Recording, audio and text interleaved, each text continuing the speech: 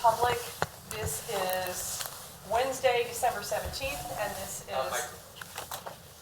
It's not on? Oh, sorry. I thought it was. Once, repeat. Good morning, everyone. This is Wednesday, December 17th. This is the last meeting of the year of the City of Topeka Council's Public Health and Safety Committee.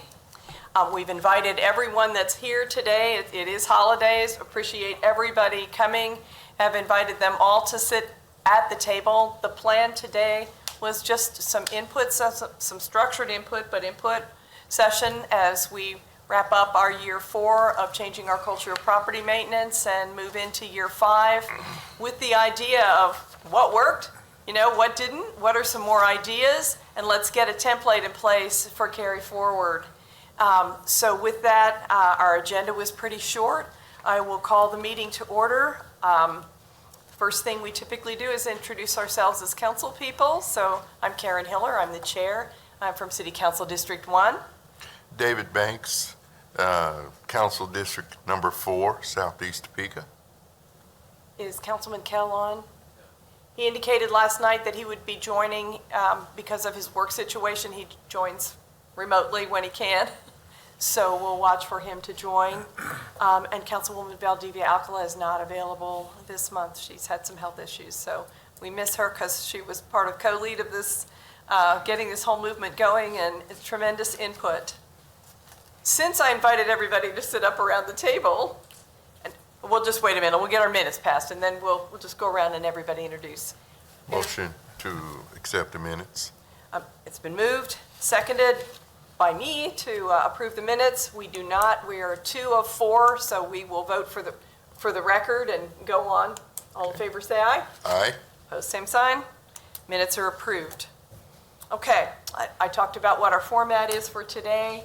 Hopefully everybody got one of these. Does anybody need one? We have the attachments to the agenda were the Changing Our Culture of Property Maintenance initiative, adopted initiative document. It's just a front and back page. I didn't get one. Tell you what, would you go around and absolutely. offer? And then this is the worksheet that we're going to use for our input and conversation today. So I'll get Steve to go see if anybody needs one. I need to stand up anyway. All right. Put Steve to work. Exactly. Well, and as he starts around, with the smaller group today, I like having everybody around the table.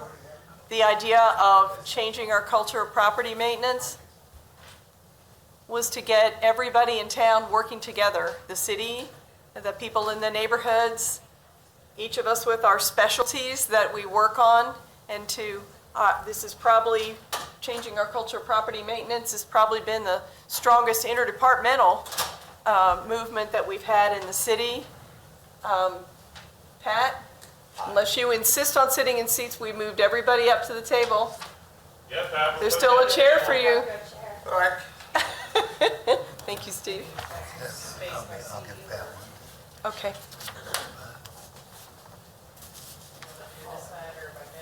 Yeah, you can sit over there, Pat. All right. There you go. Thanks. And with that, we will share mics here at the tables.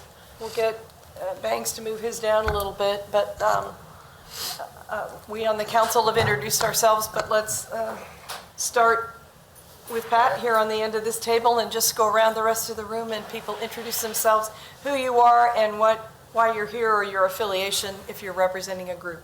I'm Pat DeLapp. I'm Vice President of Tennessee County IA. I'm also a landlord, and I spoke on these issues before. Okay. There we go. Danielle Twimlow, Community Advocate. John Chardine, Property Maintenance. Nicole Stowell, Program Manager of the Changing Our Culture of Property Maintenance. Leo Hope, Community Navigator with Office of Inclusive Communities. Dylan Smith, Assistant Fire Marshal.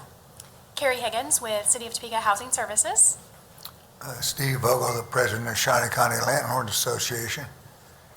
Thank you. We've got a good mix here. Just to refresh on and kind of focus us that I won't read the whole thing.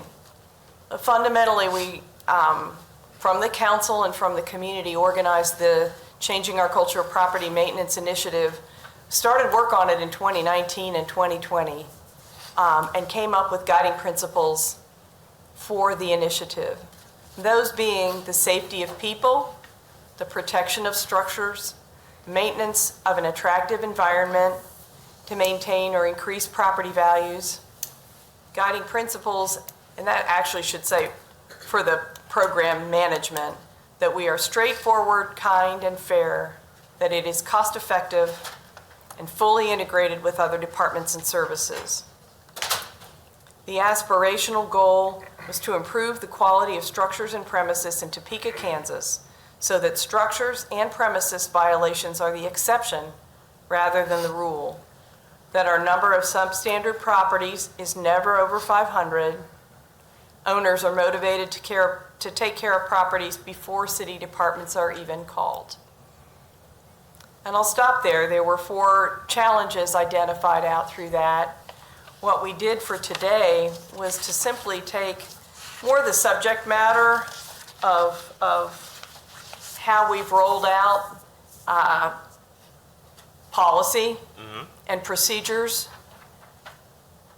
internally, but with a lot of input, but then education in the community,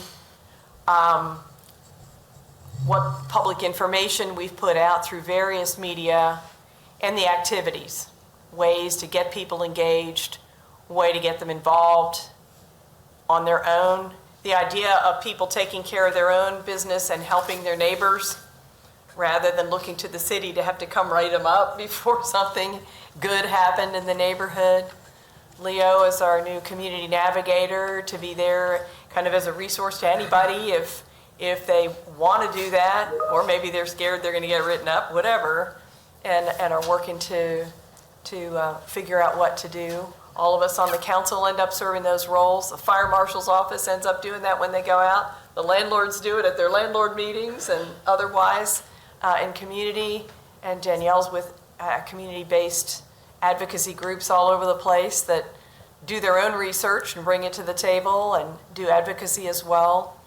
So what we wanted to do really is to focus this meeting in the order that we're that's on this sheet, just to kind of keep it, really we'd probably only have 5 minutes or so for each topic as we move through.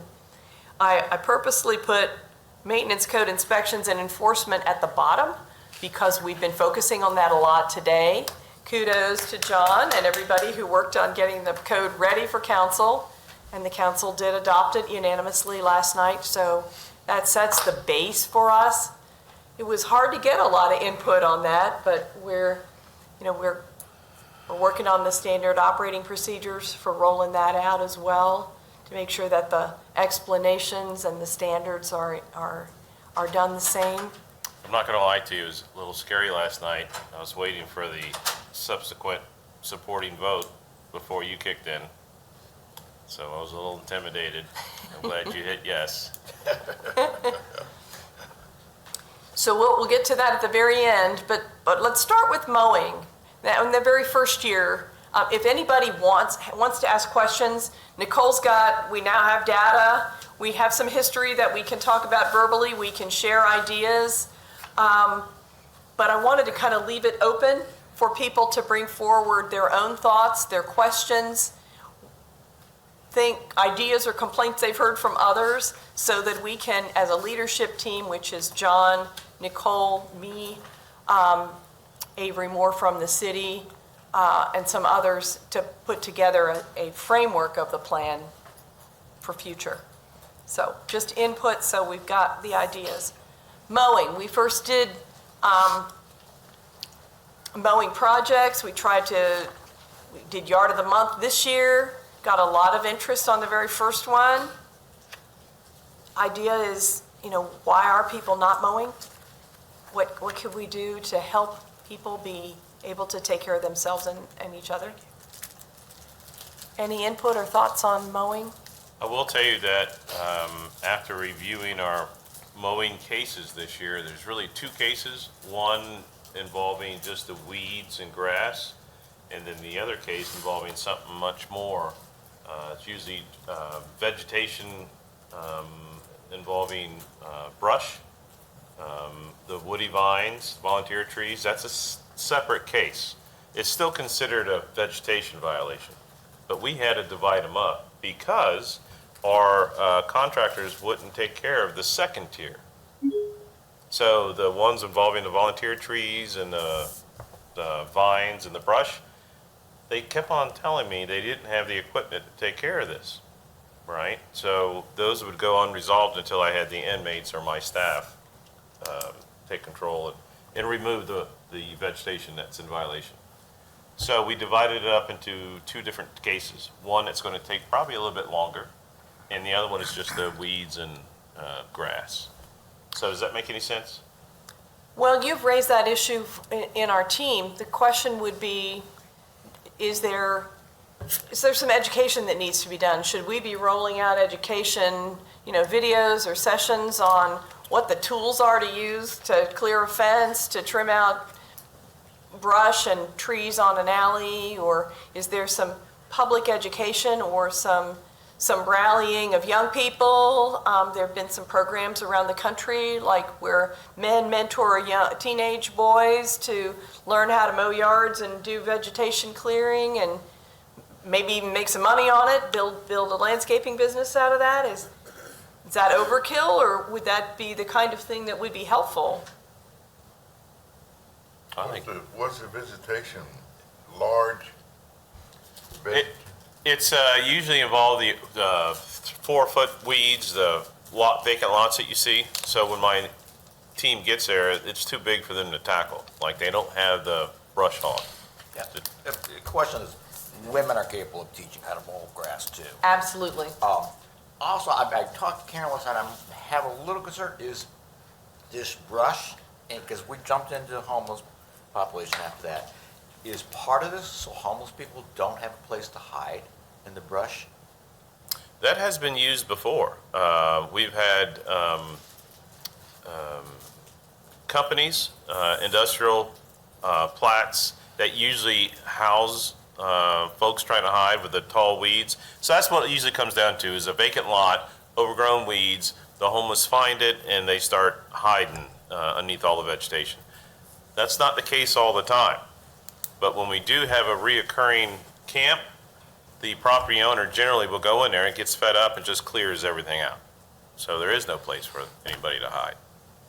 So that is one case, but the other case is also like, it houses critters, so like rodents, snakes, things like that with those tall grasses.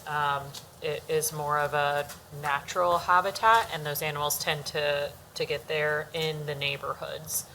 And so that's another reason why we try to keep that short and cleared out. And that was, when you look at the complaints about vacant properties, often the strongest complaint really is the vegetation, is that it's scary. And whether, you can't tell if anybody's in the house as far as that goes too, and so. That's the most consistent And so- violation, yeah.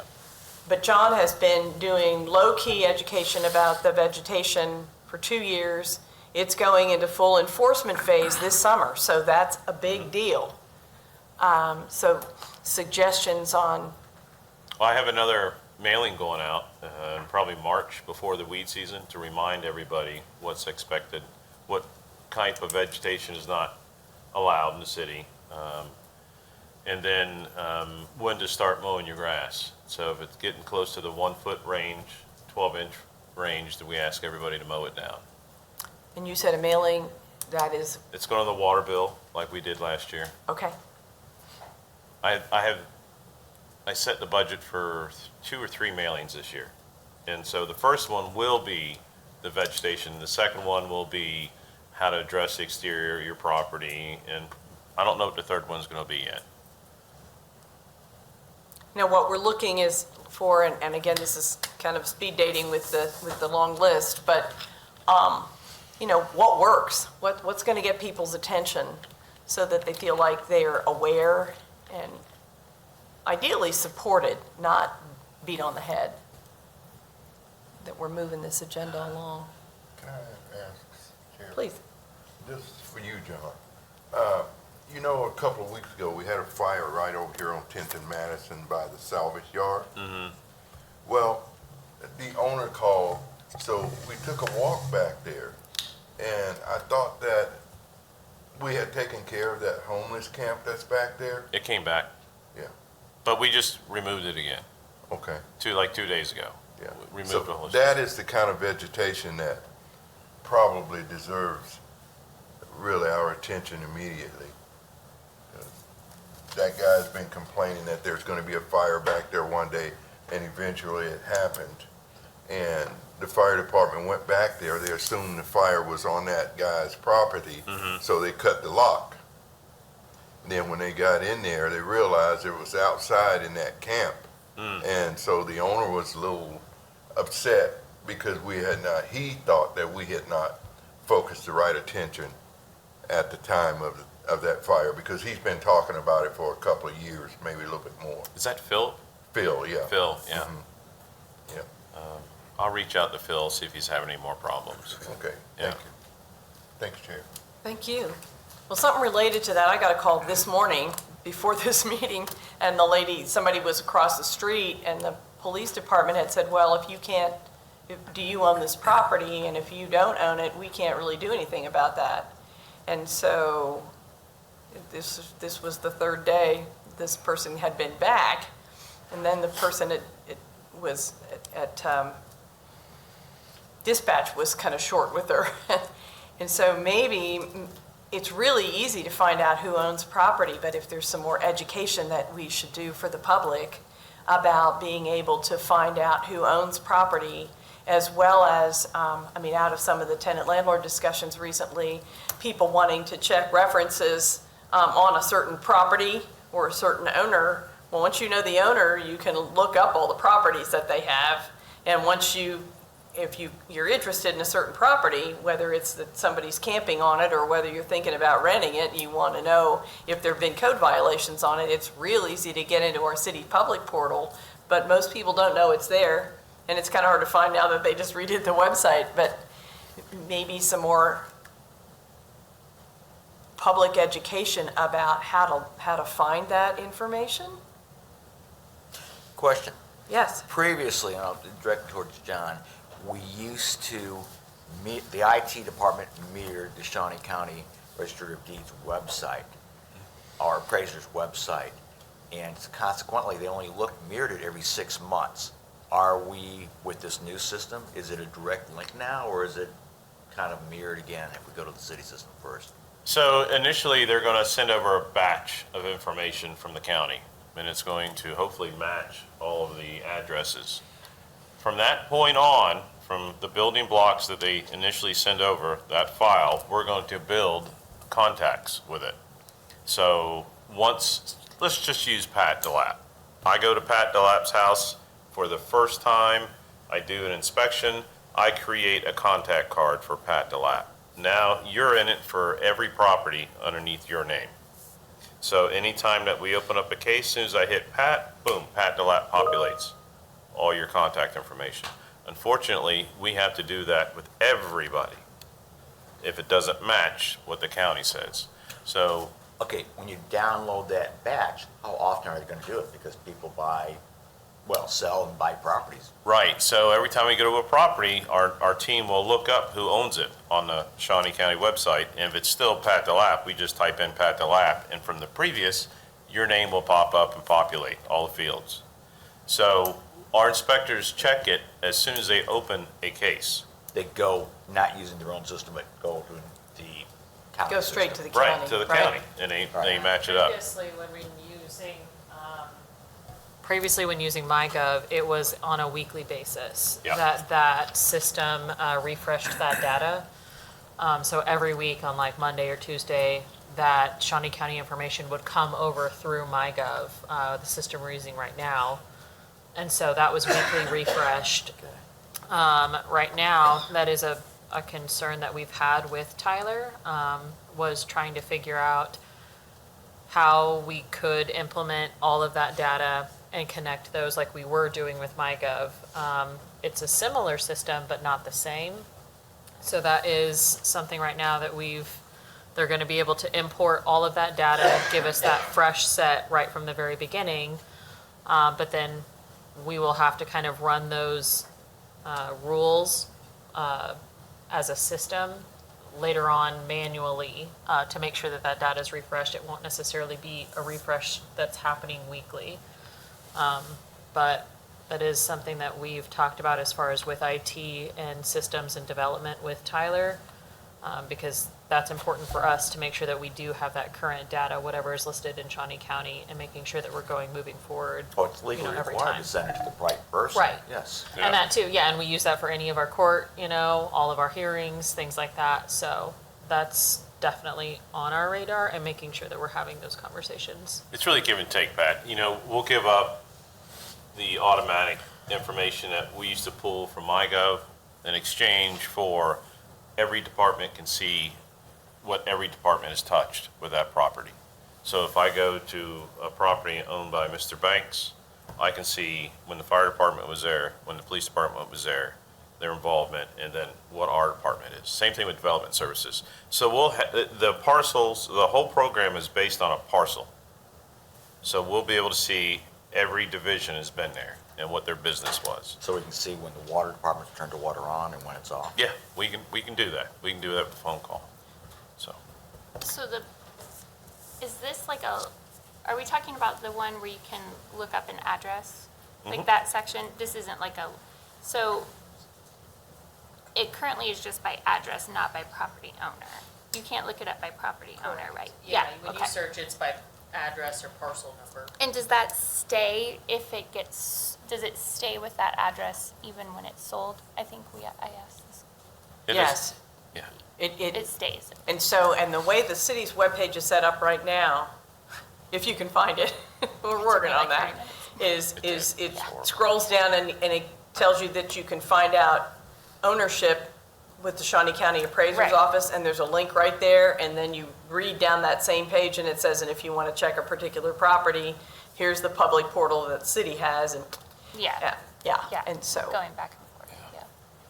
One of the things that we're debating there is whether to leave it. Right now, it's been just the category of their citation. Is it sanitation? Is it housing? Is it weeds?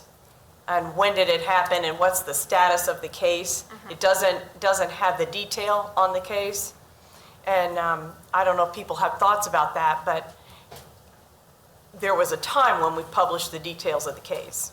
And what that helped do, like a lot of neighborhoods used to ride around and just turn in properties, and then the inspectors would go write them all up, and then they could see if everything got written up.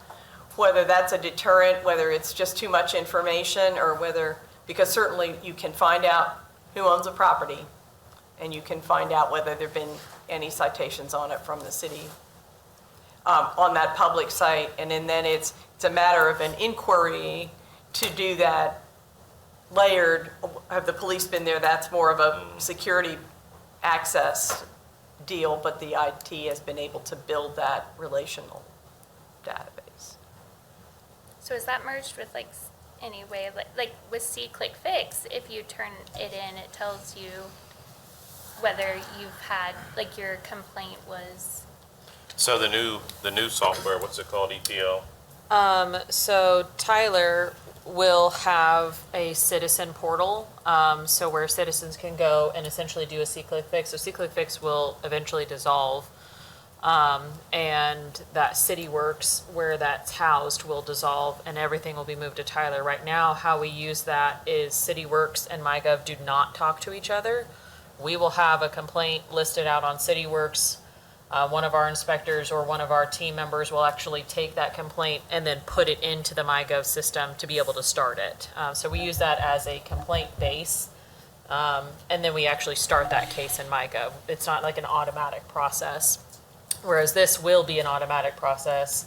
Those two sites will dissipate, but this will be automatic where the citizen can go in, pick what type of case it is, based on address too. So a vegetation case, or there's an abandoned vehicle, or there is, whatever. They can pick that, they can submit it. They have the option to be able to create a profile, and then they can go and actually take a look at any of their inquiries that they've listed, or you can do it anonymously. You don't have to. And then you could just go in and search by address or search all of the complaints and see everything listed. But that will automatically start a case then in Tyler because it's that same system. Yeah, what I'd like to see, well, I wish it would come back. MyGov used to have a system with a map with dots on the map of what things were written up. The city attorney's office kind of made us drop it down because of allegations. The allegations of one of the NIAs who received grant to fix up the neighborhood. Members felt they were being targeted by trying to force them to use this money, things like this, by having them written up. And the dots, the heavy concentration of dots just stopped right at the NIA borders. The city claimed, well, that's just a coincidence. And then after a week or so, the whole map disappeared. Where is the map housed at? It was in your department. We're talking something probably 4 years ago or more.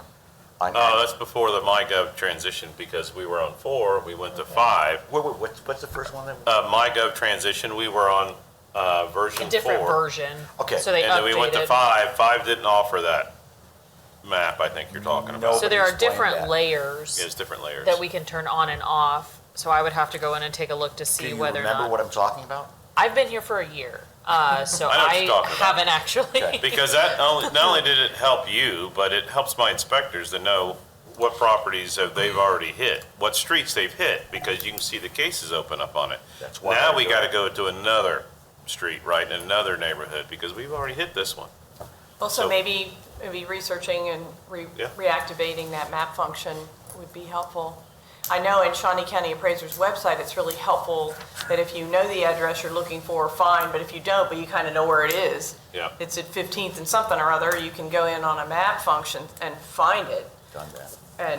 and have it pull up the same data, so.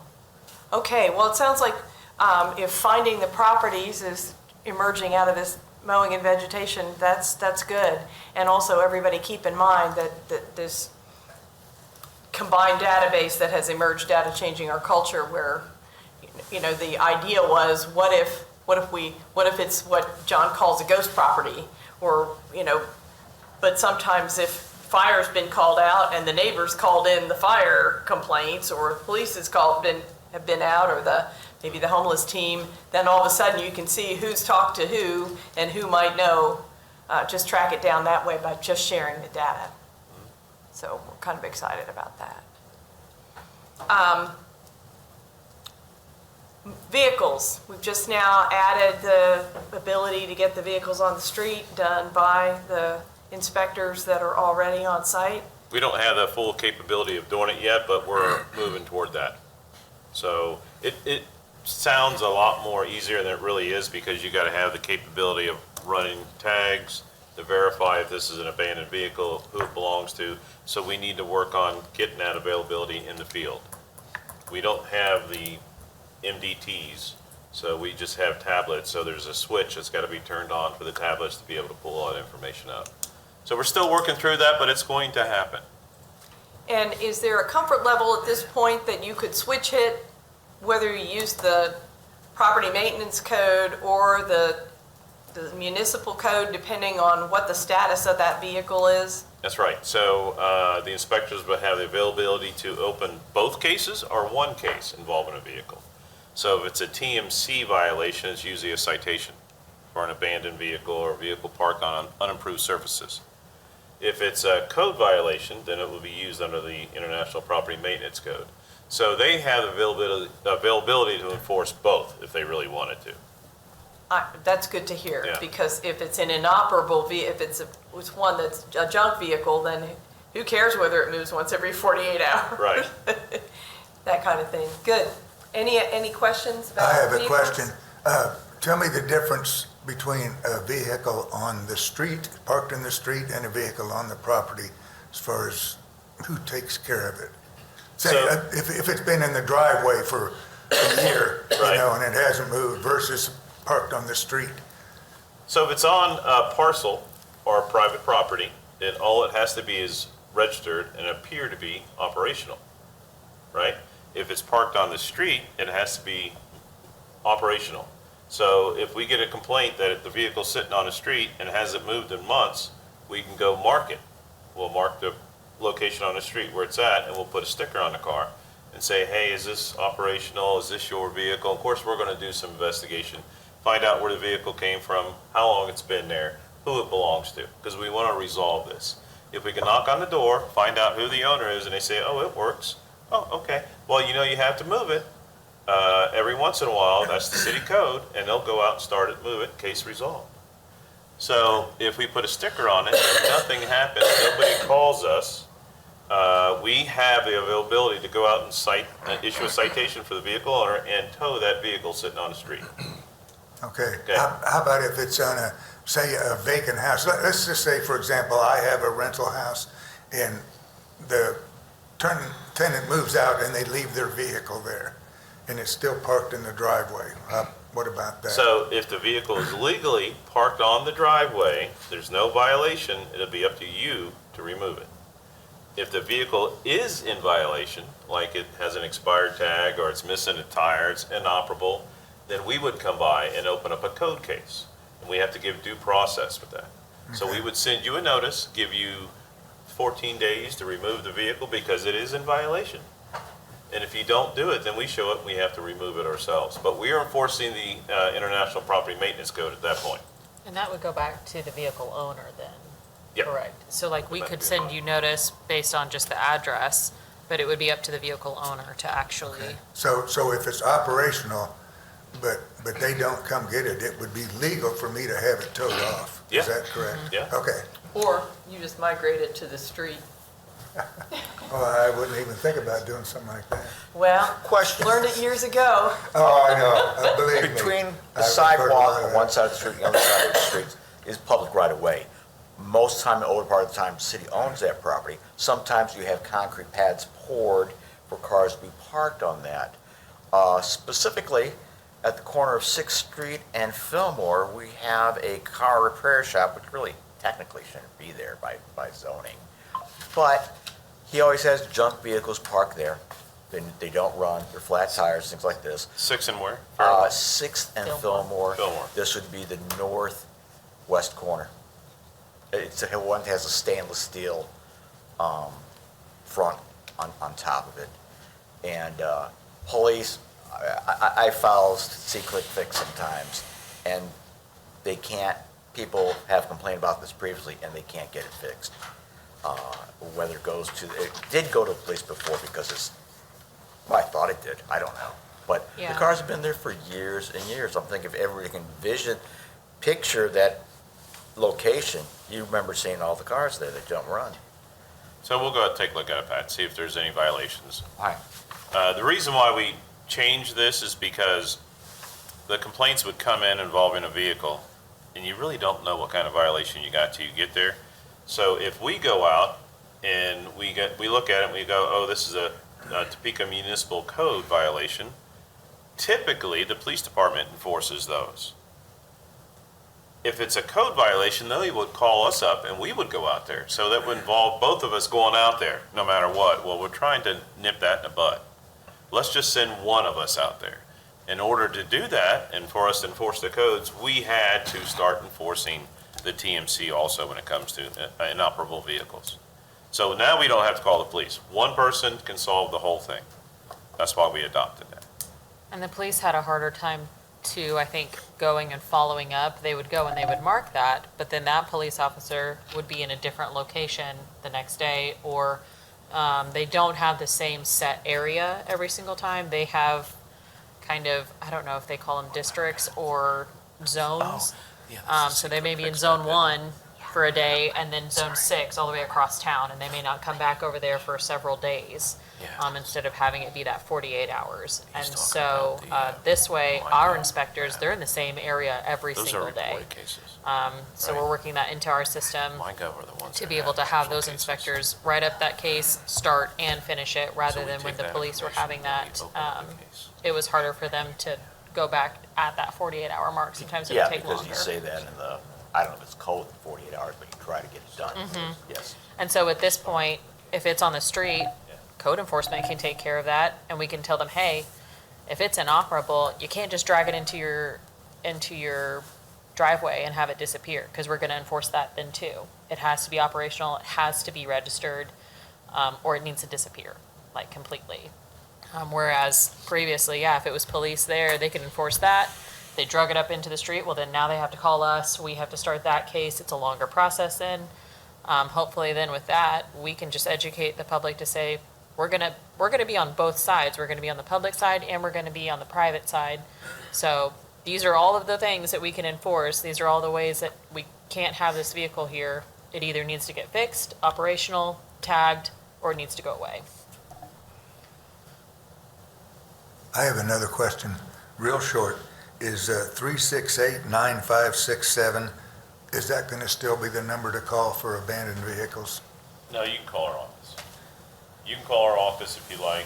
You can call your inspector if you like. However you get the quickest response. Okay. Yeah. Because the reason I'm asking is we just dealt with this not very long ago, and I called that number, and there's some volunteer police. Oh, they do have a volunteer came out. group, yeah. Yeah, that's what I mean. And I will say this, they got it done, but it took way, way longer than they said it would. And we So, are I working mean, out the logistics of how Okay. those still get reported and then how they get started. So that's something that we're in the next, I don't know, probably week or two, we're meeting with Commander Stewart and their IT team and just making sure that from beginning and end, how does starting, when a complaint comes in, who takes care of that, what's the next process and that next step. And so that is good for us to know, is that typically those complaints come in then by phone there, and making sure that that would come over to us, or whether or not there's something that we could just do on C-Click Fix Okay. side. okay. So it sounds like one of the things we need to do this year is to really focus on some public information about what number to call, as well as how that combined function is going to work, as one of our priority public education. Sure. Right now, it's status quo, so it's the same number you've been calling the whole time, until we take it over. But that officially will be January 1? I don't know. I don't know what it's gonna be, because there's. We were there's a- hoping come January, but we're trying to still figure out some of the logistics of it. There's some so it may intense be a little training that longer. has to happen, because according to their policy, when you tow a vehicle, you have to inventory it. So our guys have no idea how to inventory a vehicle and what to look for and be cautious of. Or if there's a crime scene, you open up a vehicle and there's a crime scene, Or whether you guys you should shut be it doing and it get at a all. warrant. So they have to go through all that training, and we're gonna have that in January. Okay. Well, we'll need to know, and then you all have done such a good job at putting together handout material on all these other things, to have some material for the website, Yeah. as well as for handouts, it sounds like would be in order. Okay? Just looking for that to-do list. We do. We have, 2 handouts involving parking violations? Is that right? We have like a warning that they use, and then We have a pamphlet, I've seen I it, think that we've we hand got out something that with describes vehicles. Well, as long as it's current with the phone numbers and, What do you do when you see a car sitting a long time and the man is deployed with the military? Yeah, so that would come out during the investigation. And those are the cases that we will exercise good judgment on. There's nothing black and white with this. Every case that we look in, we do an Now, investigation. you knock on the door, or would the military tell you this person is here in Iraq or wherever it might be? Well, somebody's going to, somebody in that neighborhood is going to know what's going on with that vehicle, Correct. correct? So it's just a matter of knocking on the right door, finding out who this vehicle belongs to, why it's sitting here. If it turns out that they're deployed or they're in the military, we're gonna work with them. Okay, it's just not a black and white. well, but, whether it's on the street, we're going to continue to, there were enough questions raised about why can't the neighbors park their car, why do they have to move Right. their car, especially as people are trying to ride bicycles to work and, use less fuel and all that kind of stuff. So probably we'll have some more conversation about just that, but otherwise, if they're gonna be on the property, they need to be on the paved driveway or on rock. Oh, yeah, we always And see compliance, so- but we're gonna work with them to I get mean, that but compliance. so it might still be that they need to get it off the street and Sure. have it on an approved surface. Yeah. Okay, anything about exterior, painting, other exterior, getting work done? I think we've worked a lot of bugs out over the years with the inspectors. Like we had a lady that was in my district that wanted to paint it herself, and the only way she could figure out how to do it was to do it in sections and sand it all the way down and do this much, and there was an inspector that was a little impatient with her progress, but I think they worked that out. Sometimes I will people tell need a you that season. over the last year, I've had a number of property owners that have, we've had cases opened up on them, and they weren't shocked that they got the notice, but they were kind of offended they got the notice. And I said, well, it is what it is. You do own this property, and it is in violation. What can we expect from you? So to keep them out of court, they would send us updates on a weekly basis of what they painted. And we extended this case probably 6 months because those emails came every week. And there's no sense of putting this person in court if they are making the repairs we asked them to. It might take them longer, like you said, but we're working with them, and that house looks spectacular right now, so. So do we need to do some awards sometimes? I think that's a great idea. promotion. That is a great idea. I'm just throwing that out. Maybe a nice letter from the city saying, hey, your property looks, great. Thanks for all the hard work, and your case is closed.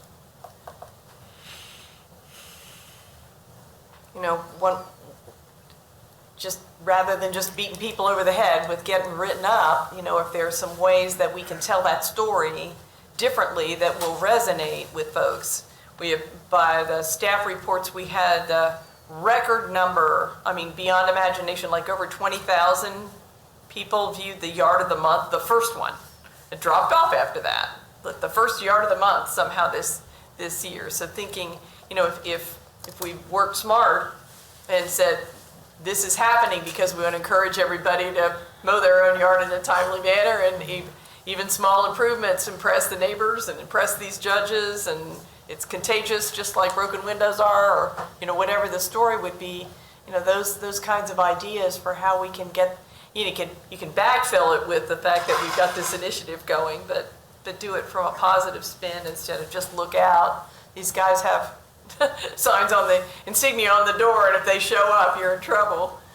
I really want it that way if we can help it. Also just noting too that with the exterior enhancements, we do have help.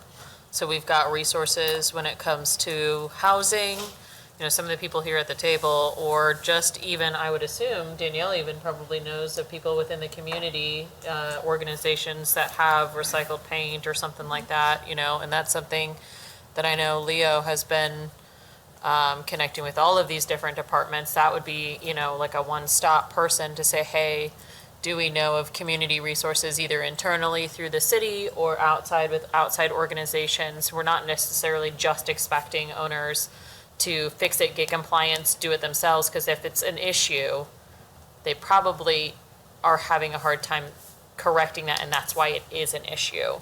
So also having that empathy and having those concerns that, yes, we do want compliance, we want owners to, have an exterior that is, what is it, like watertight, it's gonna be safe for, from exterior, insects, things like that. But we're also telling them and educating them to say, hey, that there could potentially be resources that we could funnel you through or get you in contact with to be able to help you get into compliance.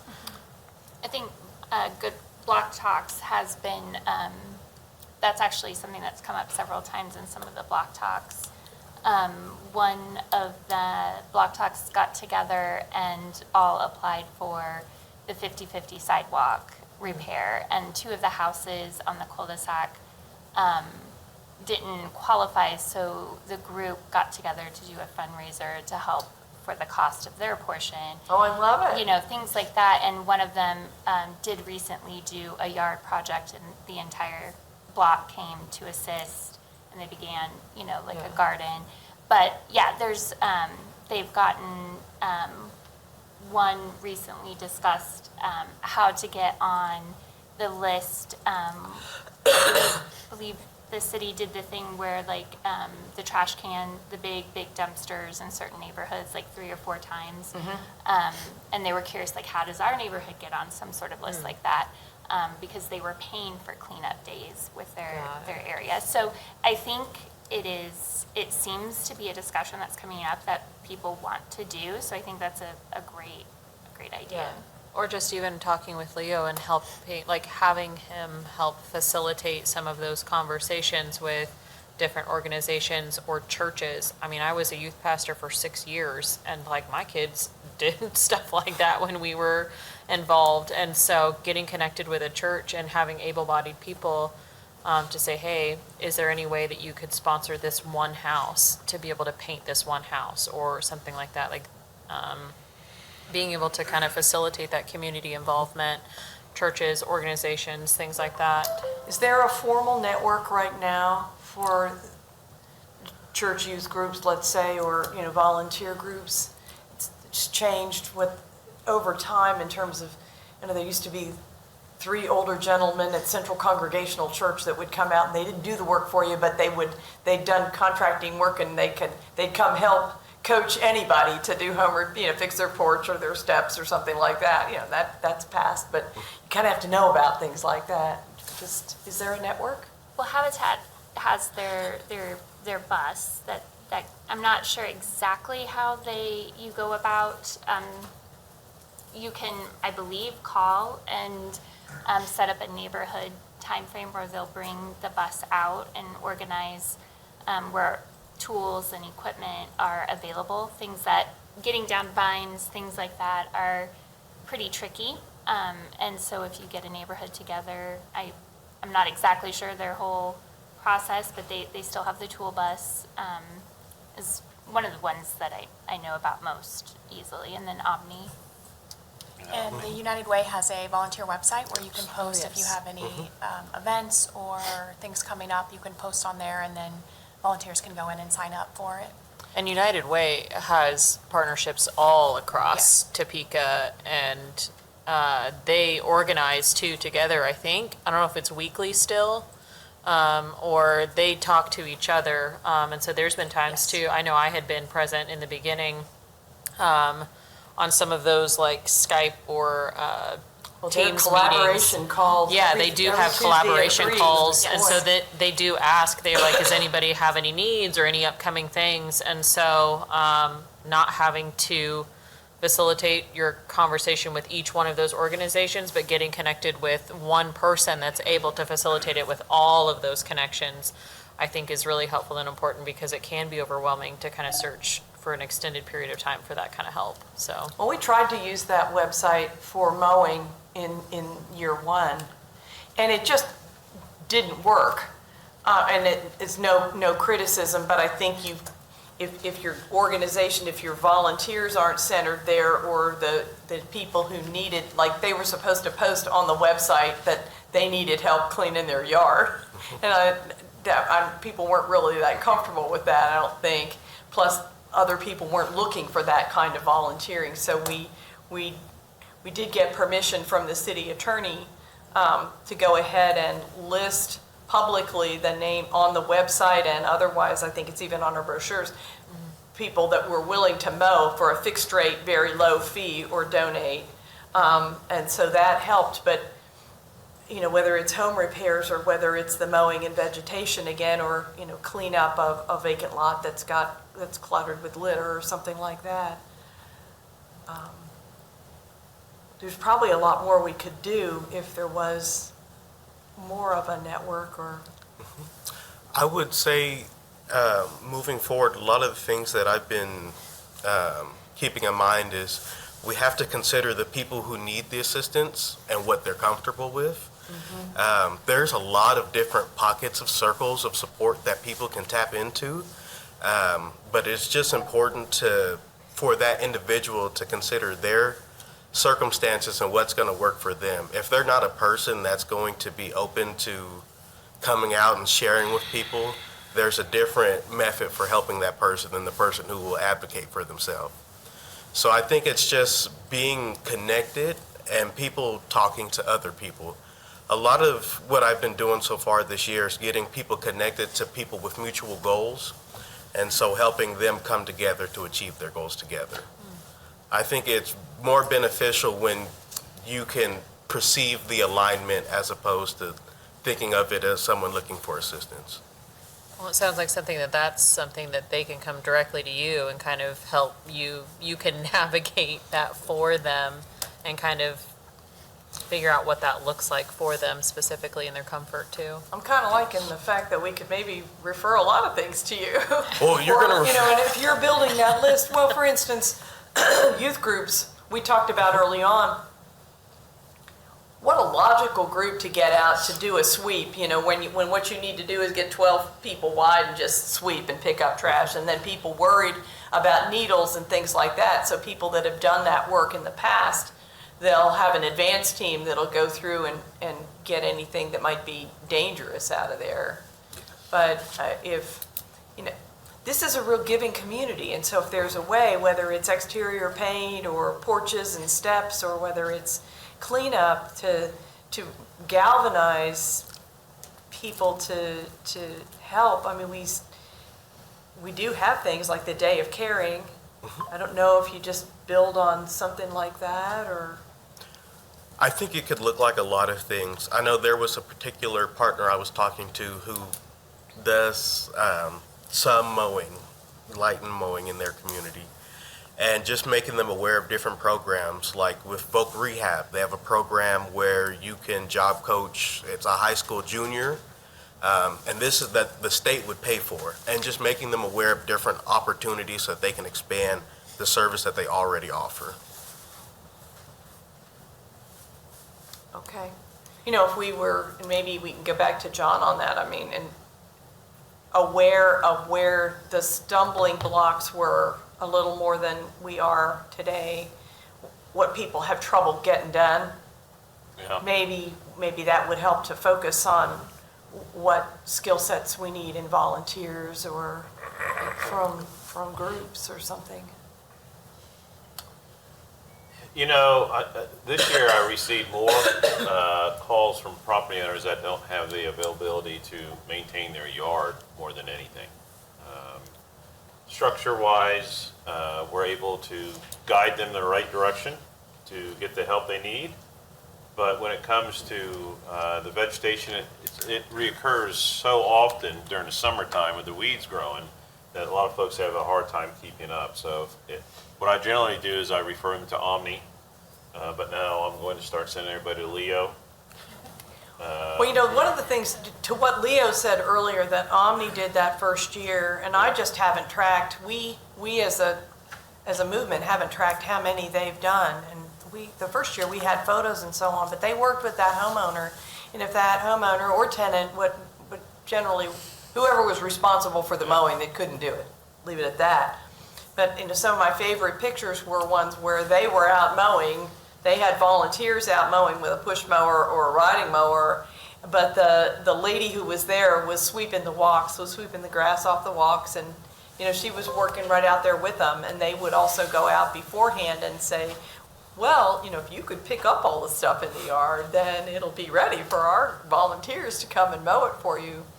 What they found also that first year, now that we're talking about it, is that they would go out like on Saturday with the idea that they were going to mow on Monday, and so they'd door knock on the block of wherever the people's grass was tall and say that they were willing to come out and do it. And when they came out, a number of them were mowed already when they arrived on Monday. Mission accomplished, you know, in a very positive way. So I think what I'm thinking too is maybe getting with Lizone Grays over at IBSA's brought up several times about potential workforce development grants or opportunities that maybe are out there at the state and federal level for grant options for maybe even internships or things like that, that could be available to do yard maintenance requests, or when we, when it's identified that, I mean, I remember going and volunteering to one where, a woman was in the hospital for several weeks at a time and had the vines all the way up her chimney, and having, going over to assist that. But with these workforce development requirements coming about as a requirement from the federal government for SNAP benefits and other things, there's going to be potentially people looking for more opportunities, and if there's grants available to make that happen, that might help fill a gap and satisfy a need for the community. That's a good point. Well, and I put out feelers with GTP, Go Topeka, the other day. We were just visiting, but they do entrepreneur development and classes and so on. So if somebody was going to want to really develop the business, whether some round tables or, and again, whether we as an organization, we've talked back and forth about, well, from here, but elsewhere in the city as well, about having a housing and neighborhood summit at some point. And if we did that, and there was a section on lawn maintenance and developing those skills and in neighborhoods or community-wide or something like that, with them it was like, well, we train for robotics, right, for the high-paying jobs at the business, the big businesses we've come in, but young people especially can do really well with mowing services or mowing and vegetation. So whether that was something to think about. I like the summit idea. We used to have a summit once a year, the landlord, what was that we had with, Sasha Hahn did, I think, for 1 year. I thought it was two or 3 years in a row, then COVID hit and we stopped doing it. Anyway, we had that summit over at Ramada. Do you remember? Right. Yeah. I think you're talking about the Landlord Expo. Yeah, that's what it was, Landlord Expo. It was a huge flop. Was it? Oh, it just was. It just was. We got very, very low attendance. I mean, there were people that attended. I think it was very well put together. There was nobody showing up. Yeah. But yeah, I remember several booths. Something that I observed is a lot of the people, hey, I've been a landlord for 50 years. I don't need any help. Something along that lines. Yeah. I mean, I think it was well-intentioned. I think it was a good idea. We tried it for 2 years, but it was just a big flop. Maybe you can have a tenant summit. And during that summit, you can offer small breakouts for resources for whatever violation. Like, here's your resources for your vegetation. Here's several companies that will support you and do it at a discount price.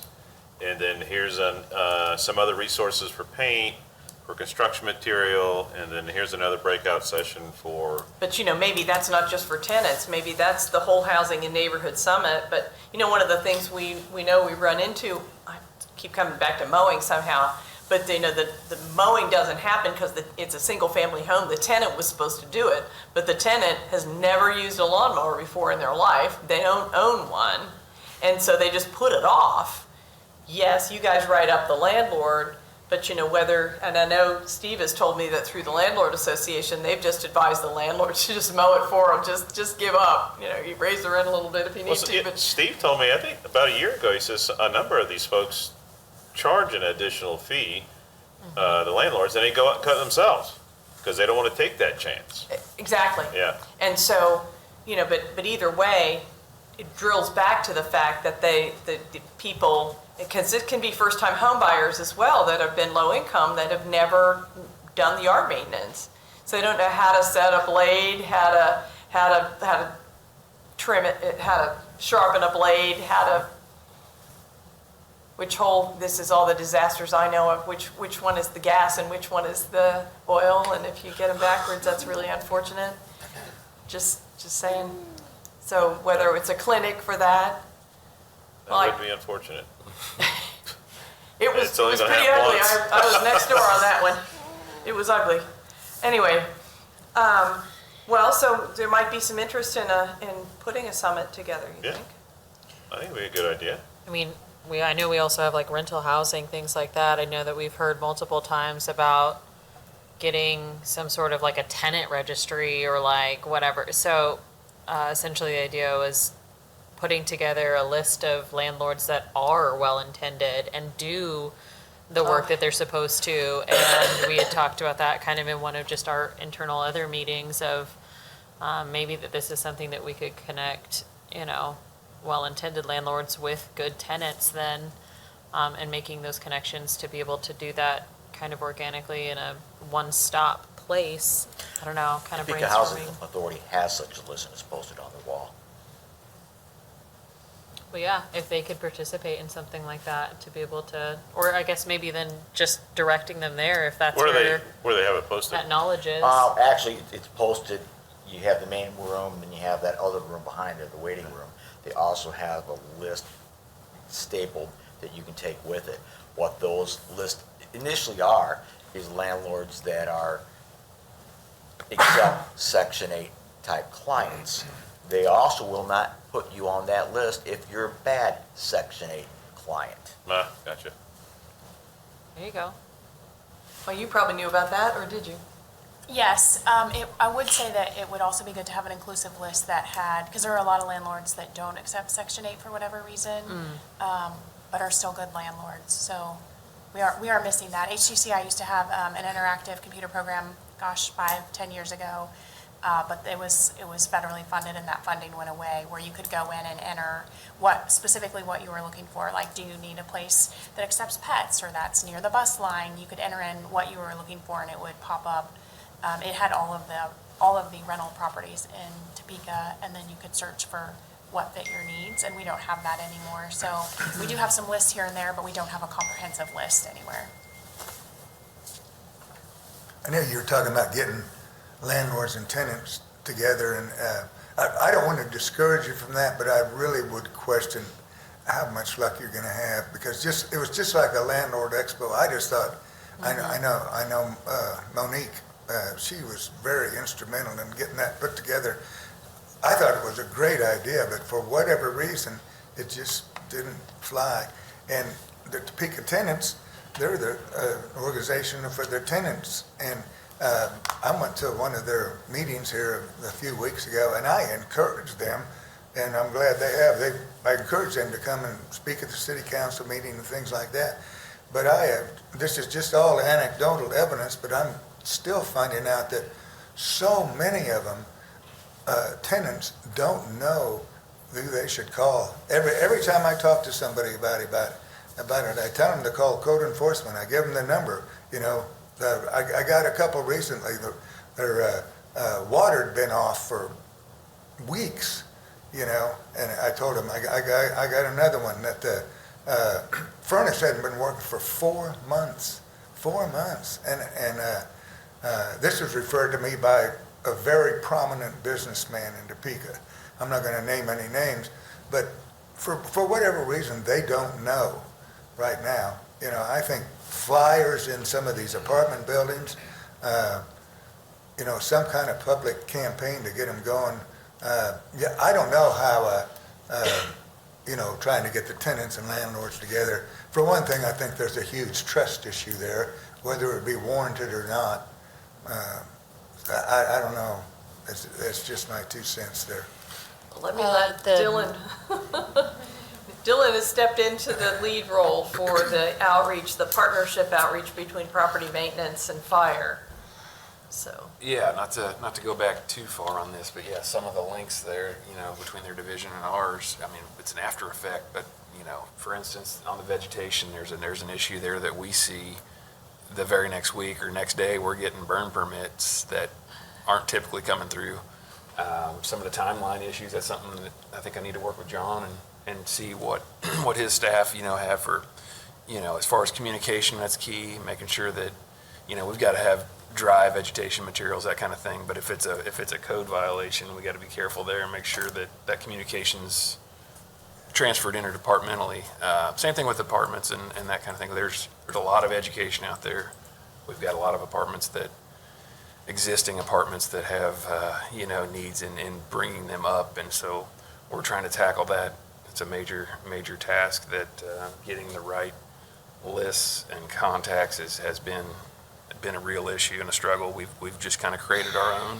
I feel like we've grown that every year, and our team does a good job, working with them. So I'd like to know, maybe from some of you, what do you think the issue is of why tenants don't report this? Is it because they don't know who to report it to, or they're reluctant to bring attention to their, maybe their hot water hadn't been working for 3 weeks, but they're dealing drugs out of their house or something? I mean, I'm just saying, do you think that's because they're scared to report it, or they don't know?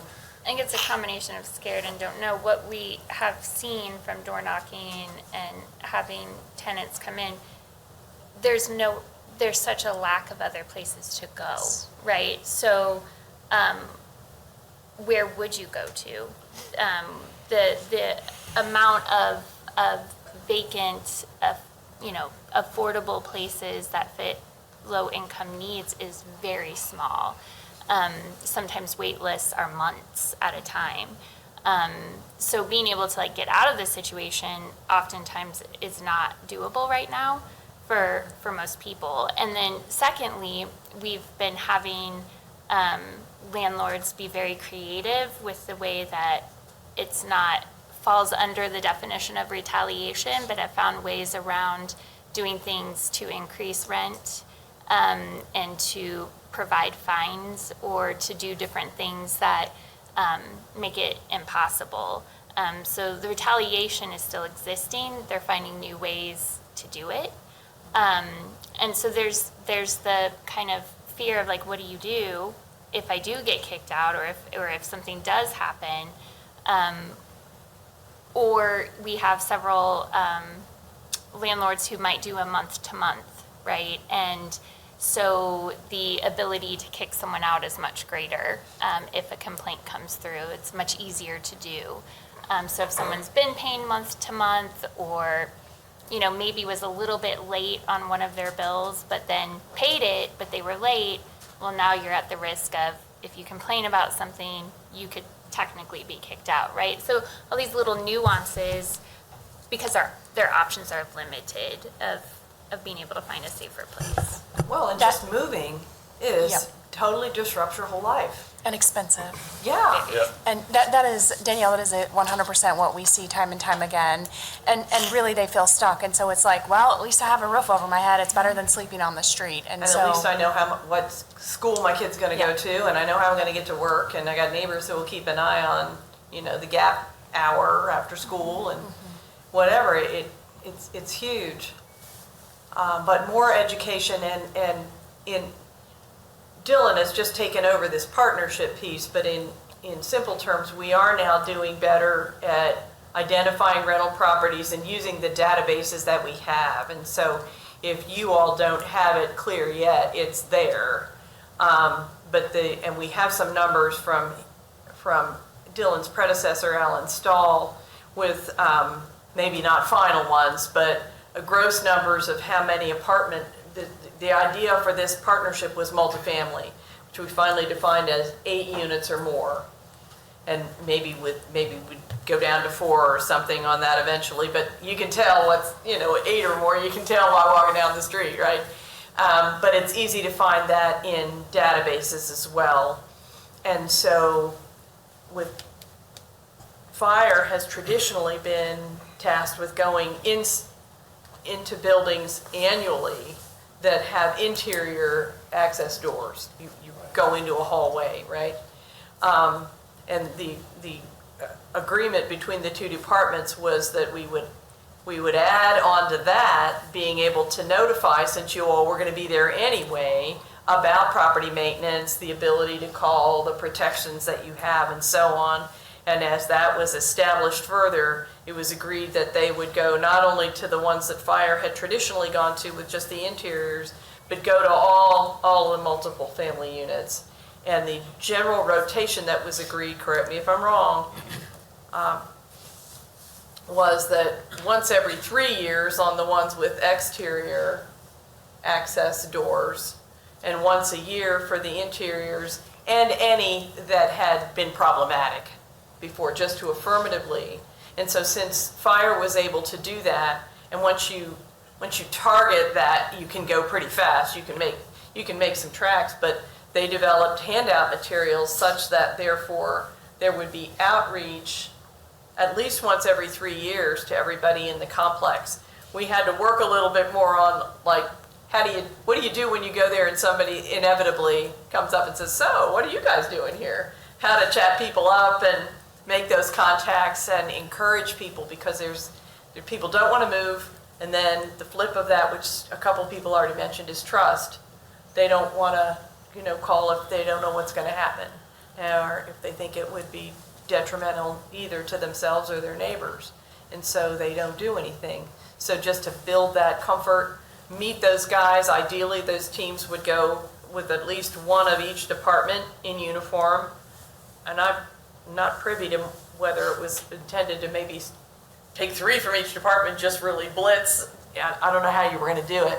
But this third and fourth quarter of this year was to be the first time that we really did the full 1/3 of the exteriors and all of the interiors, but we've had some staffing changes again. So I'm not sure how far. I don't know if you know yet. I would say we're well over the 1/3. Okay. Just looking at stats from the beginning of 25, we're in the couple hundreds of. I mean, obviously there's multiple buildings in a lot of these complexes, so those are inspection counts for per building. Those were per building, Yeah. not per unit. Right. So we may need to catch that so that. Yeah, some complexes obviously, are much larger than others, and they're going to be more time restrictive too. I mean, but I'll second that sentiment about being approachable when we're on site. There is something about that. We get calls a couple times a week, from complainants, and they want to be anonymous, and that's fine. I always tell them that, we'll keep it anonymous, and they're like, well, they're going to know who's calling and why. And I get that, but one of the other big pieces that we've got is for compliance, like the protection systems, all these that do have them or are updating those systems. We have a contractor requirement to submit those. So that's an easy foot in the door for us to keep tabs on those places, and gives us that reason to communicate, get our ownership contact updates, which we've always wanted that kind of a business license to be able to keep our contacts updated. But that's even another big one for that every 3rd year on the external or exterior access apartments. And there's a lot of different things for our fire access, some code changes related to decks and that kind of thing, combustibles, that kind of concern that we would have. We want to stay up on those as well. Well, and we're now at a point, you guys changed codes a couple of years ago, as did codes, so operating off the same family of codes between fire and property maintenance, so that there's a good synergy there as well. And one of the pieces hopefully, we thought it was going to be 3rd and 4th quarter this year, but 2025 may be the year we get all the bugs nailed and roll it. But that opportunity to, I lost my train of thought. Just needed to get to all of them, so it'll take 3 years to do that. Oh, the issue was, let's say everybody couldn't go. We didn't have a uniform person from fire and one from PMU, or we'd planned to have 5 people go or whatever. It ought to be possible once we get that routine down, that somebody from one department or the other could do that can switch hit, and certainly can speak for each other. Particularly if fire goes out, you've got a whole team of those proactive inspectors. And so even if the code people couldn't go along, there's no reason why those brochures couldn't go under every door while you're there, or the sticker on the door would kind of toggle back and forth between what to do, but just to make sure that there's an affirmative contact with every individual in that building when you're there. Starts to build up a routine if it seems to work, and we can continue it. Just to note, I've only had probably a handful of callbacks from those stickies that we've been applying to the doors. But I know they're getting them because they put them on the doors and they're fluorescent colored. Can't miss them, so. Oh, sorry. That's my fault. I got maybe a couple of comments and maybe a question. Danielle was talking about month-to-month rents. I'm going to say this, I think it would be impossible to overstate how much of an effect the eviction moratorium during COVID had on landlords, because the back rent, or the rent, eventually came, but it was months before they came. And I think that has probably caused many thousands of landlords across the United States to go to month. It's self-preservation. I mean that's what it is. They're forced to provide a service and not get paid for it. I mean, that's just what it amounts to. Like, would any of you go to your job and not get paid for it? You were forced to go to your job but not get paid for it, because that's exactly what it was. So that's one thing. Another thing is, I want to say, when people have called, and I can tell you one thing in particular, this happened probably over a year ago, but I had a friend of mine, their granddaughter lived over at the Chalet Apartments, and their furnace wasn't working. And repeated attempts to try to get them fix it, and they'd come and fix it and they'd work for a day and then they'd quit. Well, anyway, I told them the same thing I tell everybody else: call code enforcement. And, you know, he called me back and he said, "Man, I don't know what happened, but they didn't even come out, but that thing got fixed right away." So it works. I mean, I think it works when people call code enforcement. But then a third thing I want to know, this retaliation that you were talking about, have you found that happens with mom and pop landlords, or does it happen with these apartment buildings more? And how widespread of a problem is that really? Pretty widespread. I pulled up on one multifamily unit, for 1 year, and there were 137 court cases in that one apartment complex by this. That is the most problematic owner of most of them. For 1 year, there were 137 cases, many of them evictions or, various other things. But, it's that one out of the 89% of the multifamily units that he owns. Okay. So it's pretty widespread. I know, just based on working with clients, every once in a while, there's a couple landlords who own many single family, and it happens here and there. And it's harder if they're not landlords that are having tons and tons of properties, right, to track like how often that's actually happening. But yeah, definitely, I know just in client base that multifamily units is a pretty problematic space. But because like 89% of all the units are owned by the same person. And so, I mean, I think that probably increases that chance, so. And that leads to why people don't report. Because moving into one of these properties, these people, if they don't know right off the start, they're gonna know pretty quick into their lease that landlord will evict you as quick as he can if he's not happy with your stay, whatever you're doing. Yeah. Right. And then your, other options are probably close to a good chance that he owns that one as well. Okay. Yeah, I want to say, I have seen this idea advanced that landlords somehow enjoy evicting people. And that is so absurd. I can't think of any landlord that would say, "Yeah, I'm going to rent to that tenant, and then I'm going to evict them." It's just, I can tell you, just speaking for myself, you want to do everything in your power to try to find a good tenant. And my definition of a good tenant is someone who pays their rent on time, they take decent care of the property, they report problems when they have them, and they're a good neighbor.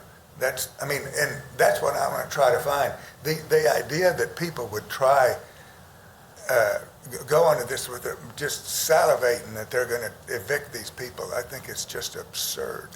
I But- think part of the problem and like what you see with like the state kind of like advocacy coalitions and stuff is seeing the trend of big corporations or big business that are buying large amounts of properties, whether they be single family or multifamily units, and not having that same kind of individual investment that you get with individual landowners or mom and pops, right? And seeing that shift to being that business model of with housing, and we're seeing less of that personal connection and more of like a business model of dealing with things. And in whatever this reason, this same landlord has the exact same problem in about a dozen other cities across in the country, right? 4 states. And so it's not unique to here. Yeah, I agree with you 100%. I have, I don't know, it's been a few years ago now, they had that homeless summit. You were there, I know. And is it Mary Taylor for CRC? Is that her name? Mary Thomas, yeah. I don't know why I can't remember that. But she brought up the point. She thinks it's a big problem that all these corporations are coming in and buying up houses, apartment complexes and stuff. And I went up to her later, this has been several years ago, and I said, you are absolutely right. I've been talking about that for a long time. I think it's a huge problem nationwide. And, but I'm gonna go back to what I said at the last meeting right here, about dealing with the laws, the ordinances are on the books now to deal with this, with the kind of code enforcement, all these things you talk about, registration and mandatory inspections and all that stuff. But we already have the data, we know who the people are, but they're not being enforced in such a manner that it is a deterrent. And until that changes, you can pass 10 new ordinances and it's not gonna make any difference. So, Well, the staff has been working on the looking at how the fines and fees system that we've had has actually been implemented, both directly as well as with in mind the court prosecutions and so on. So there's work underway on that. Pat, I see your hands up, and we're kind of running out of time unless people want to stay. You're correcting now about corporate entities. They're more business-like, and they do it because once doing the first, you don't pay it. They give you a 3-day notice. When the 3-day notice expires, they file against you, and it happens fast. Small and pop operations, they don't do it. They are easier to get along with, and unfortunately, they lose money. IRS has records saying most single-family duplexes and triplexes lose money. Because are they being too nice? Many of them are, yes. Yes. I'd like to bring something up because I've got to leave. I'm going to be late for another appointment. But last night I talked about smoke detectors and carbon monoxide detectors. At Tennessee Town, what we had done for residents, we went ahead and bought a whole bunch of batteries, bought them bulk, lithium 9-volt batteries. Typically, you'll see them a pack of 2 for $6, $7. We picked them up for less than $1 a piece, and we're going to distribute them. We did not buy smoke detectors as we did previously because we weren't sure where the code was going. Inspire requires a minimum of a 10-year battery in those. Those 10-year batteries are too expensive. Well, we didn't do that. We went to another battery thing. But now we've got carbon monoxide detectors being required. Section 8 properties require that, and I have my unit. Most of them do get charged. Most people don't have those in their houses. What I'm recommending we look into is have the city buy those in bulk and then sell them at your cost, which is typically like I just mentioned, we bought lithium batteries for less than $1 a piece, and on the shelf they're 2 for $6, $7. We could probably find the same thing and sell it to it at our cost. That way people might more be willing to put them out. carbon monoxide detectors, when I buy them, they vary in price from about $30 to about $70. Some people aren't willing to put that out. But if we can sell it to them for like $15 a piece, you're gonna have more compliance. We did originally have, or still do, I think maybe we've just utilized all of it, of all of the smoke detectors, we had a partnership with the Red Cross. I mean, now, 10 years ago, when I first moved into like my first house, those were separate. The ones when I just purchased my home in 2019, those were together. That was a together option.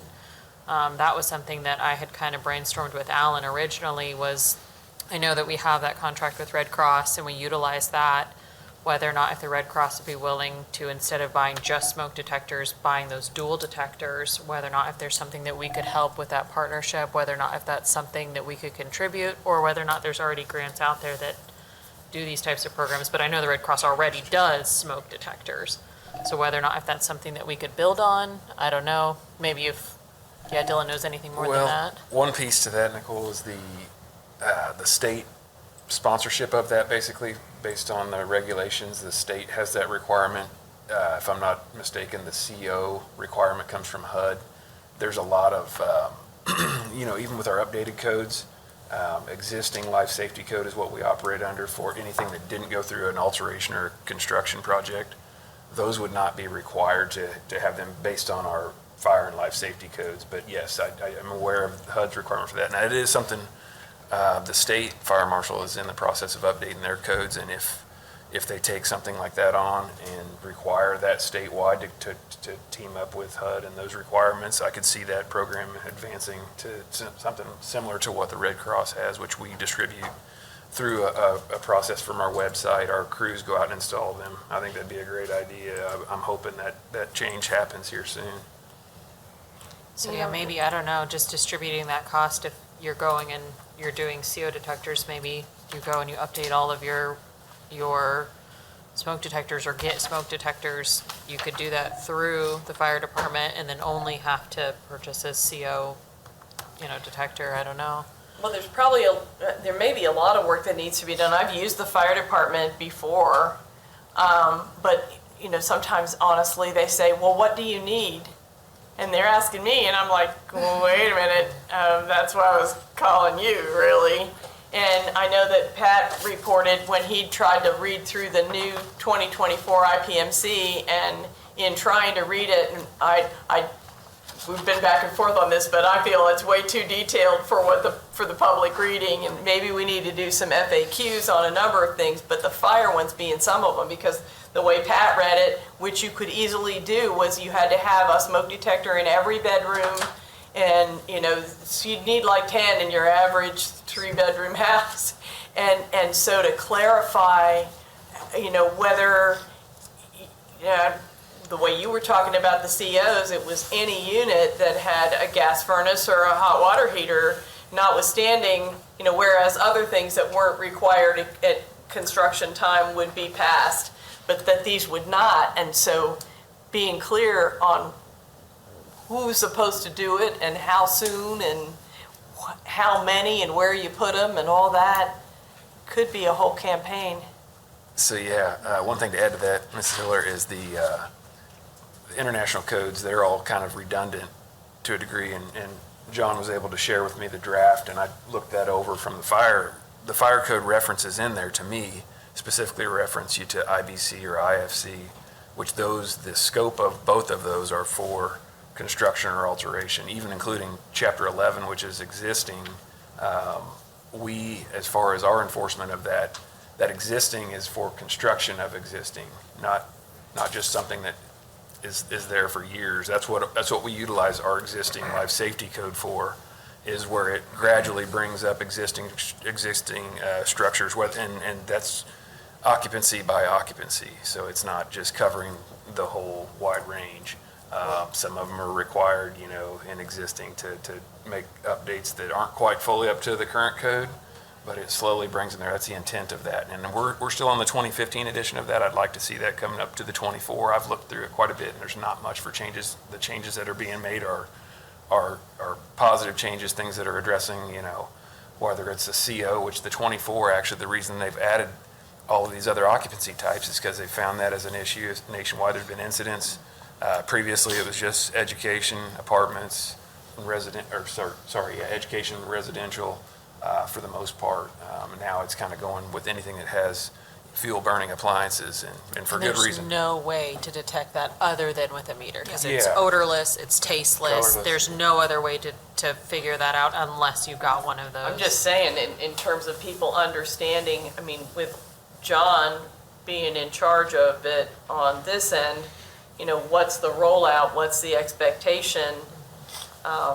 Because that's a surprise to everybody in town. You all, when this came up in the IPMC, they said you'd had it, but fire was never promoting it or, doing. Just as a clarification, we've had that, but that's enforced upon building construction or alteration through a permit. So all of our, basically, and that's kind of where I've stood on that. Hey, we can make a positive change on all of this moving forward. We've got existing structures and buildings that we're working with owners, and there's jurisdictions that there's point systems for.